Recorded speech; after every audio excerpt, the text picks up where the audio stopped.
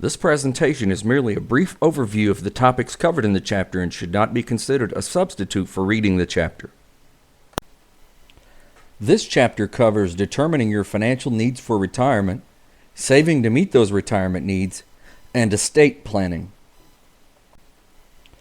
This chapter covers determining your financial needs for retirement, saving to meet those retirement needs, and estate planning. To start determining how much money you will need when you retire, try estimating your expenses in retirement, how long you plan to be retired, and the return on your savings during retirement. These items are difficult to estimate, but we can start with a few basic assumptions and end up with a fairly reasonable estimate.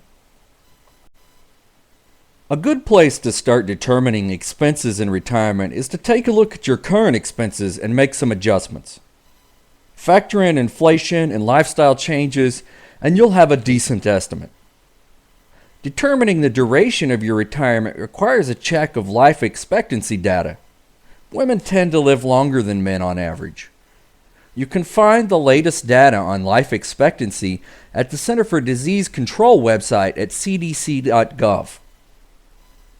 Estimating your return on investment during retirement is difficult. It is probably way in the future, and you will almost assuredly be risk averse.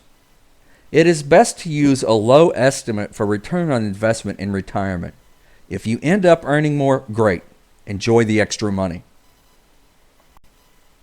In order to have money to save and invest as an individual, you must run a budget surplus and invest some of that surplus for your retirement. You, the individual, will be expected to contribute to your own retirement. In most cases, the government will supplement that with Social Security, and in some cases, the employer will provide either a defined benefit or defined contribution plan. Any individual can save for retirement without a special account, but since the government would like to encourage retirement savings, it has created tax-advantaged accounts to help you do so. Individual retirement accounts, IRAs, were created in 1974 and are personal investment accounts. IRAs may invest in a wide range of financial products, including stocks, bonds, CDs, mutual funds, and so on.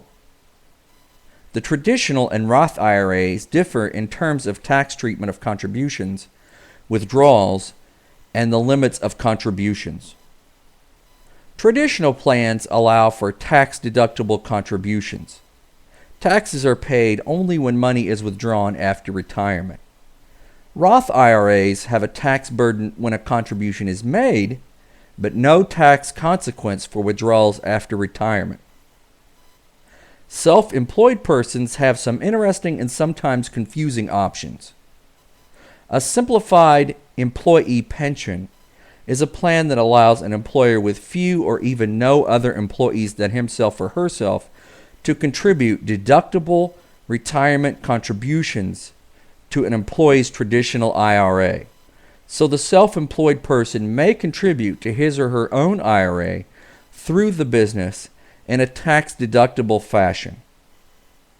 A savings income match plan for employees, or SIMPLE, is a plan where employees make salary reduction before tax contributions that the employer matches.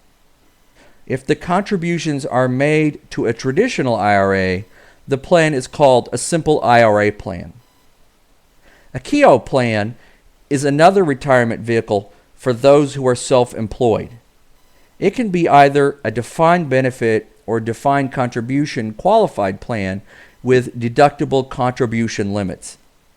It is best to seek the services of an investment professional when considering which self-employed plan to choose.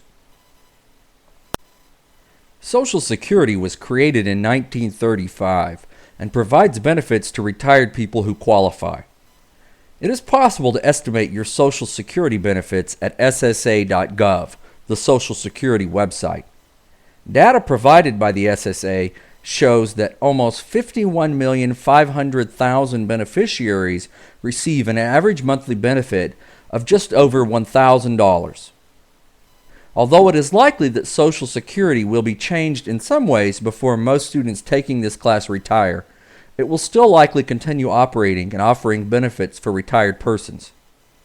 It is best to plan for Social Security to be a supplement to your retirement rather than your sole source of income during retirement. Employers may sponsor pension or retirement plans for their employees as part of the employee's total compensation. There are two kinds of employer-sponsored plans: defined benefit plans and defined contribution plans.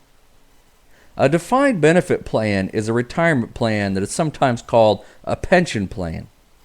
It is funded by the employer, who promises the employee a specific benefit upon retirement. The payout for a defined benefit plan is usually an annual or monthly payment for the remainder of the employee's life.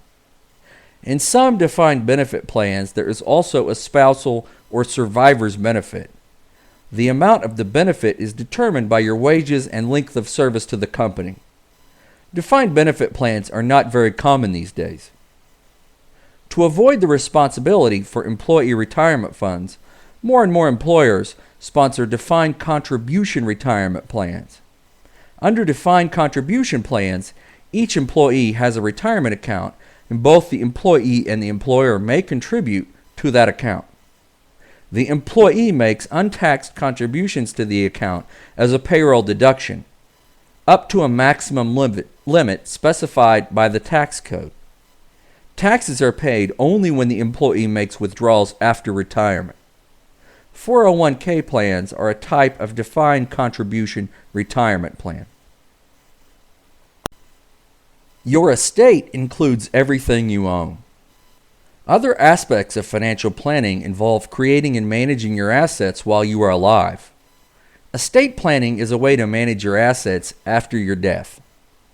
Age is not really a factor because death can occur at any time, at any age, by any cause. Arranging for the disposition of your estate is not a morbid concern, but instead a kindness to those you leave behind. While the author lists some estate planning options in the text, it is important to realize that since estate planning is such a serious and sometimes complicated matter, it may be best to seek the help of an attorney and/or accountant when making estate planning decisions. That concludes this presentation. I hope you enjoy reading the chapter.